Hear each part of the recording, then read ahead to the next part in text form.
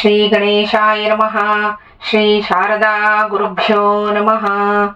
ಆಪದಾಮಪಹರ್ತಾರಂ ದಾತಾರಂ ಸರ್ವಸಂಪದಾಂ ಲೋಕಾಭಿರಾಮಂ ಶ್ರೀರಾಮಂ ಭೂಯೋ ಭೂಯೋ ನಮಾಮ್ಯಹಂ.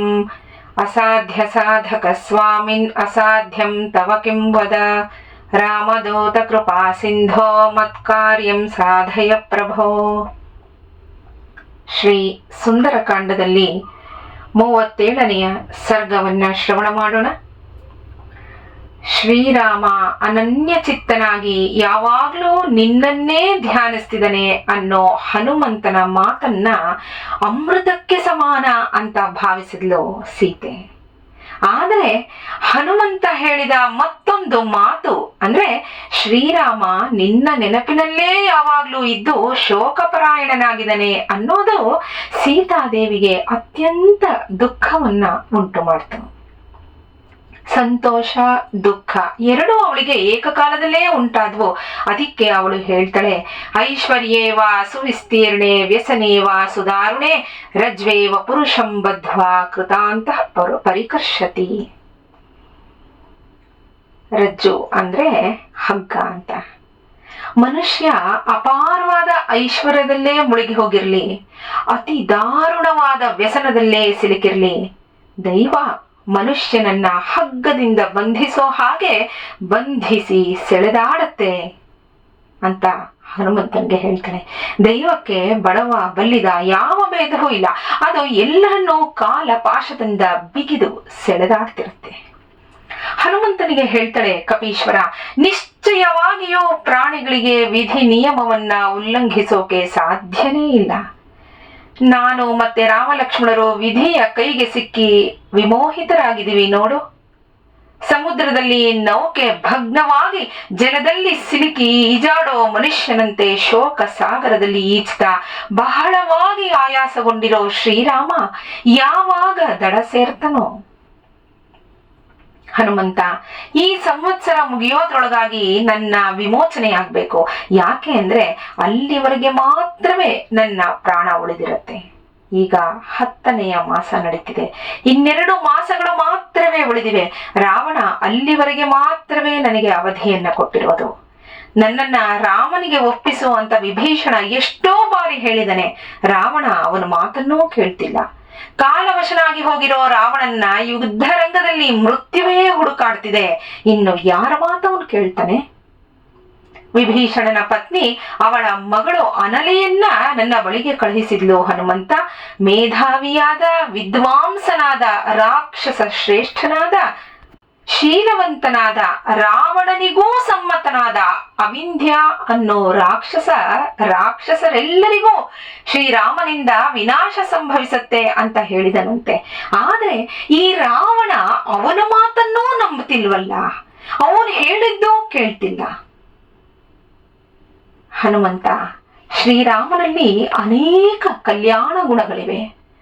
ನನ್ನ ಅಂತರಾತ್ಮ ಪರಿಶುದ್ಧವಾಗಿದೆ. ನನ್ನ ಪತಿ ನನ್ನ ಬಳಿಗೆ ಬಹಳ ಬೇಗ ಬಂದು ನನ್ನನ್ನ ಕರ್ಕೊಂಡು ಹೋಗ್ತಾನೆ, ಇದರಲ್ಲಿ ಸಂಶಯನೇ ಇಲ್ಲ. ಉತ್ಸಾಹ, ಪೌರುಷ, ಸತ್ವ, ದಯೆ, ಕೃತಜ್ಞತೆ, ಪರಾಕ್ರಮ ಮತ್ತೆ ಪ್ರಭಾವಗಳು ಶ್ರೀರಾಮನಲ್ಲಿ ಮೂರ್ತಿಮತ್ತಾಗಿ ನಿಲ್ಲಿಸಿವೆ. ಈ ಎಲ್ಲವೂ ರಾಮನನ್ನ ಮಹಾಪುರುಷ ಅಂತ ತೋರಿಸ್ತಾ ಇವೆ ಅಂತ ರಾಮನ ಗುಣಗಾನವನ್ನ ಮಾಡಿ ಕಂಬನಿ ತುಂಬಿದ ಮುಖವುಳ್ಳವಳಾದ್ಲು. ಹನುಮಂತ ಹೇಳ್ತಾನೆ, ತಾಯಿ ದುಃಖ ಪಡಬೇಡ. ಶ್ರೀರಾಮ ಬಹುಬೇಗ ಕಪಿ ಕರಡಿ ಸೈನ್ಯದೊಡನೆ ನಿನ್ನ ವಿಮುಕ್ತಿಗಾಗಿ ಬಂದೇ ಬರ್ತಾನೆ. ಅಥವಾ ನೀನು ಬಯಸೋದಾದ್ರೆ, ನೀನು ಒಪ್ಪಿಕೊಂಡ್ರೆ ಈ ದುಃಖದಿಂದಲೂ ಮತ್ತೆ ರಾಕ್ಷಸರಿಂದಲೂ ನಿನ್ನನ್ನ ಈಗ್ಲೇ ನಾನು ಮುಕ್ತಳನ್ನಾಗಿ ಮಾಡ್ತೀನಿ.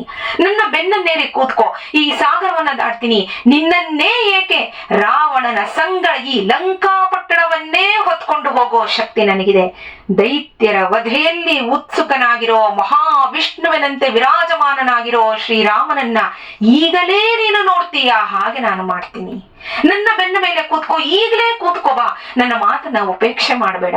ನಾನು ನಿನ್ನನ್ನೇ ಎತ್ಕೊಂಡು ಹೋಗ್ತಿರುವಾಗ ನನ್ನ ವೇಗವಾದ ಗಮನವನ್ನು ಅನುಸರಿಸಿ ಬರೋಕೆ ಈ ಲಂಕಾವಾಸಿಗಳು ಅಸಮರ್ಥರು. ನಾನು ಹೇಗೆ ಇಲ್ಲಿಗೆ ಬಂದನೋ ಹಾಗೆಯೇ ನಿಸ್ಸಂದೇಹವಾಗಿ ನಿನ್ನನ್ನು ಎತ್ಕೊಂಡು ಆಕಾಶದ ಮೂಲಕ ಹೋಗ್ತೀನಿ ಅಂತ. ಸೀತಾದೇವಿಗೆ ರಾವಣನ ಮಾತುಗಳನ್ನ ಕೇಳಿ ಅವಳ ಅಂಗಾಂಗಗಳಲ್ಲಿ ಹರ್ಷವೂ ರೋಮಾಂಚನವೂ ವಿಸ್ಮಯವೂ ಆಯ್ತು. ಮಾರುತಿಗೆ ಹೇಳ್ತಾಳೆ ಹನುಮಂತ, ದಾಟಬೇಕಾದ ಮಾರ್ಗ ಬಹಳ ದೀರ್ಘವಾಗಿದೆ. ಅಷ್ಟು ದೂರದವರೆಗೆ ನನ್ನನ್ನು ಎತ್ಕೊಂಡು ಹೋಗೋಕೆ ಅಪೇಕ್ಷೆ ಪಡ್ತಿದ್ದೀಯಲ್ಲ, ಇದು ನಿನ್ನ ಕಪಿತ್ವದ ಚಂಚಲ ಸ್ವಭಾವ ಅಂತ ನನಗನ್ನಿಸ್ತಿದೆ. ಇಷ್ಟು ಚಿಕ್ಕ ಶರೀರದಿಂದಿರೋ ನೀನು ಅದ್ಹೇಗೆ ನನ್ನನ್ನ ಎತ್ಕೊಂಡು ಹೋಗ್ತೀಯಾ ಅಂದ್ಲು. ಸಹಜ, ಹನುಮಂತ ಅಷ್ಟು ಬೆಳೆದು ನಿಂತಿಲ್ಲ ಅವಳ ಎದುರಿಗೆ.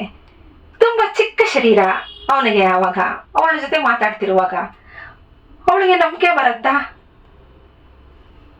ಸೀತಾದೇವಿಯ ಮಾತಿನಿಂದ ಹನುಮಂತ ತನಗೆ ಮುಖಭಂಗ ಆಯ್ತು ಅಂತ ಭಾವಿಸ್ತಾನೆ. ಯಾಕೆ? ಅಷ್ಟು ದೊಡ್ಡ ಸಮುದ್ರವನ್ನ ದಾಟ್ಕೊಂಡ್ ಬಂದಿದ್ದಾನೆ, ಎಷ್ಟೋ ಪರ್ವತಗಳನ್ನ ದಾಟ್ಕೊಂಡ್ ಬಂದಿದ್ದಾನೆ ಅಂತವನಿಗೆ ನೀನು ಕಪಿ ಸ್ವಭಾವದಿಂದ ಮಾತಾಡ್ತಿದ್ಯಾ, ಚಂಚಲ ಸ್ವಭಾವ ನಿನಗೆ ನನ್ನನ್ನ ಎತ್ಕೊಂಡು ಅಷ್ಟು ದೂರ ಹೋಗಕ್ಕಾಗತ್ತಾ ಅಂತ ಕೇಳಿದ್ರೆ ಅದು ಅವನ ಶಕ್ತಿಗೆ ಅವಮಾನ ಮಾಡಿದಾಗಲ್ವೇ? ಅದಕ್ಕೆ ಅವನು ಹೇಳ್ತಾನೆ ಸೀತೆಗೆ, ನಮೇ ಜಾನಾತಿ ಸತ್ವಂ ವಾ ಪ್ರಭಾವಂ ವಾಸಿತೆ ಕ್ಷಣ ತಸ್ಮಾತ್ ಪಶ್ಯತು ವೈದೇಹಿ ಯದ್ರೂಪಂ ಮಮ ಕಾಮತಃ. ಅಸಿತೇಕ್ಷಣೆಯಾದ ಸೀತಾದೇವಿ ನನ್ನಲ್ಲಿರೋ ಸತ್ವವನ್ನಾಗಲಿ ಪ್ರಭಾವವನ್ನಾಗಲಿ ತಿಳಿದಿಲ್ವಲ್ಲ, ನನ್ನ ಬೃಹತ್ತಾದ ರೂಪವನ್ನ ಇವಳು ಯಥೇಚ್ಛವಾಗಿ ನೋಡ್ಲಿ ಅಂತ ಅನ್ಕೊಂಡ. ಹಾಗನ್ಕೊಂಡು ಕಪಿಶ್ರೇಷ್ಠನಾದ ಹನುಮಂತ ತನ್ನ ನಿಜ ಸ್ವರೂಪವನ್ನ ಸೀತಾದೇವಿಗೆ ತೋರಿಸ್ತಾನೆ. ಅವಳಿಗೆ ವಿಶ್ವಾಸ ಮೂಡಿಸೋಕೆ ತನ್ನ ಶರೀರವನ್ನ ವರ್ಧಿಸತೊಡಗಿದ. ಪ್ರದೀಪ್ತವಾದ ಅಗ್ನಿಯ ಪ್ರಭೆಯಂತೆ ಪ್ರಭಾವಶಾಲಿಯಾಗಿದ್ದ ಹನುಮ ಮೇರು ಮಂದರ ಪರ್ವತಗಳಂತೆ ಸೀತಾದೇವಿಯ ಮುಂದೆ ನಿಂತ. ಆಗ ಹನುಮಂತ ಪರ್ವತ ಸದೃಶವಾದ ಶರೀರವನ್ನ ಹೊಂದಿದ್ದ.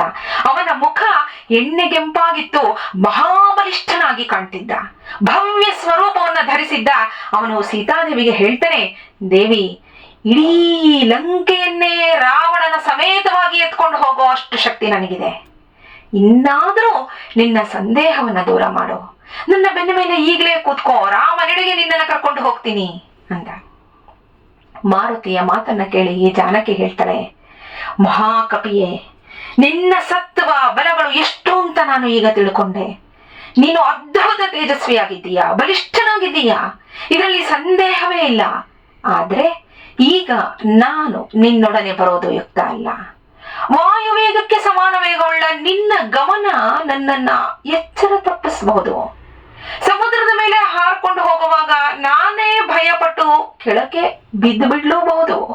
ಅಥವಾ ರಾಕ್ಷಸರಿಗೆ ವಿಷಯ ತಿಳಿದು ಅವರು ನಿನ್ನೊಡನೆ ಯುದ್ಧಕ್ಕೆ ಬಂದು ನಿನ್ನನ್ನ ಸೆರೆ ಹಿಡಿದು ನನ್ನನ್ನ ಮತ್ತೆ ರಾವಣನೆಡೆಗೆ ಒಯ್ಯಬಹುದು. ರಾಕ್ಷಸರಿಂದ ಭಯಗೊಳಿಸಲ್ಪಡೋ ನಾನು ಪ್ರಾಣಗಳನ್ನೂ ತೊರೆದು ಬಿಡಬಹುದು. ಹಾಗೇನಾದ್ರೂ ಆದ್ರೆ ನಿನ್ನ ಪ್ರಯತ್ನ ಸಂಪೂರ್ಣವಾಗಿ ನಿಷ್ಫಲ ಆಗತ್ತಲ್ಲಪ್ಪ. ಅದು ಅಲ್ಲದೆ ನಾನು ನಿನ್ನೊಂದಿಗೆ ಬರದೇ ಇರೋಕೆ ಬಲವಾದ ಮತ್ತೊಂದು ಕಾರಣ ಇದೆ. ಭರ್ತೃಭಕ್ತಿಂ ಪುರಸ್ಕೃತ್ಯ ರಾಮಾದನ್ಯಸ್ಯ ವಾನರ ನಾಹಂ ಸ್ಪೃಷ್ಟುಂ ಸ್ವತೋ ಗಾತ್ರಮಿಚ್ಛೇಯಂ ವಾನರೋತ್ತಮ. ವಾನರ ಶ್ರೇಷ್ಠ, ನಿನ್ನೊಡನೆ ಬಾರದಿರೋಕೆ ಮುಖ್ಯವಾದ ಮತ್ತೊಂದು ಕಾರಣ ಏನು ಅಂದ್ರೆ ನನ್ನ ಪತಿಭಕ್ತಿ. ಪತಿಭಕ್ತಿಯನ್ನೇ ಶ್ರೇಷ್ಠ ಅಂತ ಭಾವಿಸೋ ನಾನು ಶ್ರೀರಾಮನ ಹೊರತಾಗಿ ಬೇರೆ ಯಾರ ಶರೀರವನ್ನೂ ನಾನಾಗಿಯೇ ಮುಟ್ಟೋಕೆ ಇಚ್ಛೆ ಪಡಲ್ಲ. ಆ ದಿನ ಬಲಾತ್ಕಾರದಿಂದ ರಾವಣನ ಶರೀರ ಸ್ಪರ್ಶ ನನಗಾಯ್ತು. ಆ ಸಮಯದಲ್ಲಿ ನಾನು ಅಸ್ವತಂತ್ರಳು, ರಕ್ಷಕರಿಲ್ಲದವಳು ಆಗಿದ್ದೆ. ಆದ್ರಿಂದ ಶ್ರೀರಾಮನೇ ಇಲ್ಲಿಗೆ ಬಂದು ರಾಕ್ಷಸರ ಸಹಿತನಾಗಿ ರಾವಣನನ್ನ ಸಂಹರಿಸಿ ನನ್ನನ್ನ ಕರ್ಕೊಂಡು ಹೋಗೋದಾದ್ರೆ ಅದು ಅವನ ಶೌರ್ಯ ವೀರ್ಯಗಳಿಗೆ ಅನುರೂಪವಾದ ಕಾರ್ಯವಾಗುತ್ತೆ. ಶ್ರೀರಾಮನ ಶರಪ್ರಹಾರವನ್ನ ಯುದ್ಧದಲ್ಲಿ ಯಾರೂ ಸಹಿಸಿಕೊಳ್ಳೋಕೆ ಆಗಲ್ಲ. ನೀನು ಹೋಗಿ ಸುಗ್ರೀವನ ಸೈನ್ಯದೊಡನೆ ಶ್ರೀರಾಮನನ್ನ ಇಲ್ಲಿಗೆ ಕರ್ಕೊಂಡು ಬಾ ಅಂದ್ಲು. ಇಲ್ಲಿಗೆ ಈ ಸರ್ಗ ಸುಸಂಪನ್ನವಾಯಿತು. ಸ್ನೇಹಿತರೆ, ಮಕ್ಕಳ ಪ್ರಾಪ್ತಿಗೆ ಸುಂದರಕಾಂಡವನ್ನ ಹೇಗೆ ಪಾರಾಯಣ ಮಾಡಬೇಕು ಅಂತ ಹೇಳಿದರೆ, ಪುತ್ರಾರ್ಥಿ ಲಭತೆ ಪುತ್ರಂ ಸಪ್ತ ಕೃತ್ವ ಪ್ರಪಾಠನಾತ್ ಅಂತ ಹೇಳ್ತಾರೆ. ಅನುದಿನವೂ ಅಂದ್ರೆ ಪ್ರತಿದಿನವೂ 7 ಸರ್ಗಗಳಂತೆ 68 ದಿವಸಗಳಲ್ಲಿ 7 ಸಲ ಸುಂದರಕಾಂಡವನ್ನ ಪಾರಾಯಣ ಮಾಡೋದ್ರಿಂದ ಪುತ್ರ ಕಾಮ ಅಂದ್ರೆ ಯಾರಿಗೆ ಮಕ್ಕಳು ಆಗಿರಲ್ವೋ ಇನ್ನೂ ಅವರಿಗೆ ಮಕ್ಕಳ ಭಾಗ್ಯ ಪರಮಾತ್ಮ ಕರುಣಿಸ್ತಾನೆ ಅಂತ ಫಲಶ್ರುತಿಯಲ್ಲಿ ಹೇಳ್ತಾರೆ. ನಾಳೆ ಮುಂದಿನ ಸರ್ಗವನ್ನ ಶ್ರವಣ ಮಾಡೋಣ. ಶ್ರೀರಾಮ ಜಯ ರಾಮ, ಜಯ ಜಯ ರಾಮ. ನಮಸ್ಕಾರ.